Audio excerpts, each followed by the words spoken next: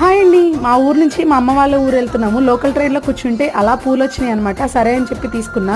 కట్టుకోవడానికి చిన్న థ్రెడ్ కూడా ఇచ్చారు. మా హస్బెండ్ తో పెళ్లి కొప్పుకోవడానికి ఒక పెద్ద రీజన్ కూడా ఉంది. ఎందుకంటే వాళ్ళ ఇంటి దగ్గర నుంచి మా ఇంటికి జస్ట్ ఒక 40 minutes జర్నీ అనమాట. అంతే. ట్రైన్ లో ఎక్కి కూర్చోగానే టైం కూడా తెలీదు. అట్లా వెదర్ ని ఎంజాయ్ చేస్తూ వెళ్తూ ఉంటాము. జస్ట్ 1 hour లో దింపేస్తారు. ఇంకా పూలు కట్టేస్తున్నా అనమాట. చిన్నప్పుడు ఎప్పుడో మా అమ్మమ్మ దగ్గర నేర్చుకున్నా. మామూలుగా పూలు అంటే అంత పెద్ద ఇంట్రెస్ట్ ఏమి ఉండదు. ఫంక్షన్స్ లో అలాంటప్పుడే పెట్టుకుంటాను. ఎప్పుడైనా పెట్టుకోవాలనిపించినా మా వాళ్ళు మాత్రం కాసేపు కూడా తల్లో ఉండనివ్వరు.